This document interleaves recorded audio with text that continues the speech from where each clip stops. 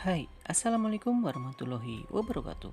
Masih bersama Momon di sini dalam kisah misteri dan pengalaman nyata di channel Kembang Setaman.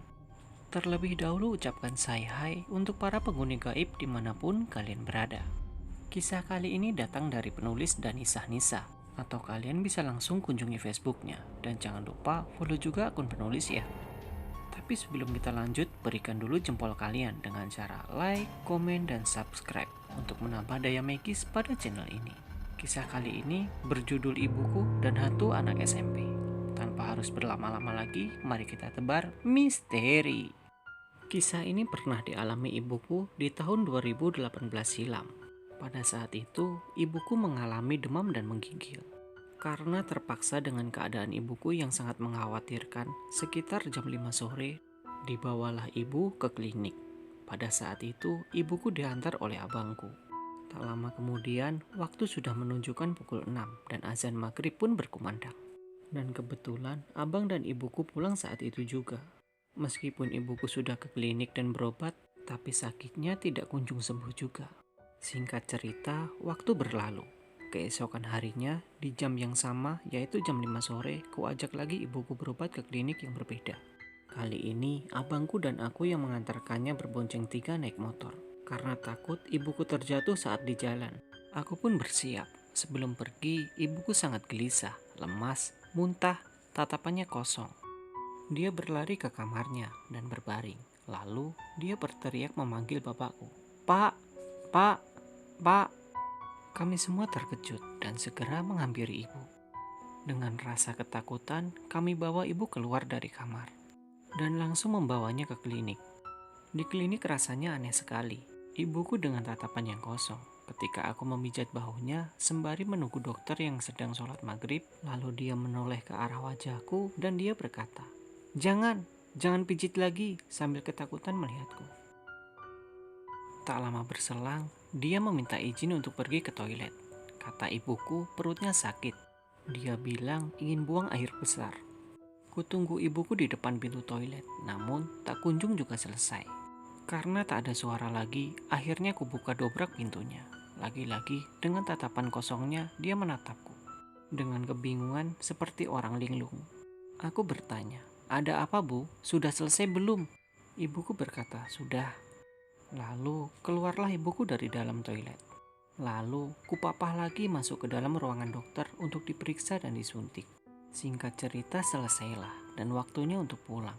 Aku pun mengambilkan obat untuk ibu. Di saat yang sama, ibuku lari melihatku. Dia langsung bonceng naik motor memeluk erat abangku. Sedikit terkejut dan aku pun naik di belakang ibuku. Setelah itu, di perjalanan menuju pulang, ibuku tak sadarkan diri. Sepanjang perjalanan, kupanggil-panggil namanya, namun dia hanya diam saja. Lalu tiba-tiba, ibuku merintih. Aku pun sadar, ibuku pasti kerasukan, karena memang ibuku seringkali kerasukan. Pada saat itu, dengan panik kubacakan ayat kursi, surat Al-Ikhlas, Al-Falak, dan juga Anas. Tingkah ibuku seperti kesakitan. Tangan ibuku mendorong badanku seperti dia menyuruhku untuk diam. Dan sesampainya di depan rumah, ibuku langsung menangis menjerit histeris. Lalu dia pingsan. Mendengar kejadian itu, tetanggaku berdatangan untuk menolong. Dan abangku memanggil seorang ustadz. Sebut saja Pak Aba. Singkat cerita, datanglah Pak Aba untuk menyembuhkannya. Ibuku yang dalam kerasukan, dia berkata kepada Ustadz Aba bahwa kakinya sakit. Dia tidak bisa jalan karena ditabrak mobil pada saat dia pulang. Setelah disembuhkan dan ibuku sadar, aku bertanya, ada apa bu? 2 hari ini ibu berbeda, tatapan ibu kosong.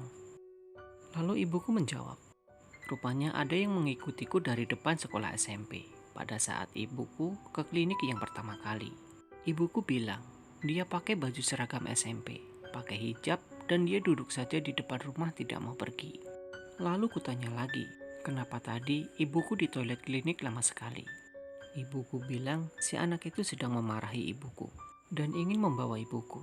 Katanya ibu mau diketok pakai gayung yang ada di bak toilet tersebut. Tetapi untungnya kamu segera membuka pintu, jadi dia langsung menghilang. Setelah mendengar itu semua, bulu kuduku merinding.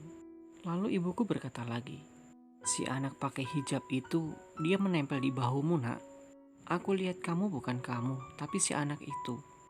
Makanya ibu takut ketika kamu memijit ibu saat di klinik tadi. Aku terkejut dan diam seketika ketika mendengar kisah ibuku. Lagi-lagi bulu kuduku merinding hebat dibuatnya. Dengan perasaan yang campur aduk, aku bertanya lagi pada ibuku. Kenapa ibu nggak bilang? Kenapa ibu diam saja? Lalu ibuku pun menjawab. Sebenarnya ibu mau bilang, tetapi mulut ibu terkunci sejak 2 hari yang lalu. Dan ketika ibu masuk kamar, tempat tidur ibu digoyang-goyang. Ibu disuruh bangun, makanya ibu teriak-teriak memanggil bapak. Itulah tadi sebuah pengalaman mistis nyata yang sempat dialami oleh ibu penulis. Semoga semuanya baik-baik saja dan ibunya lekas sembuh ya.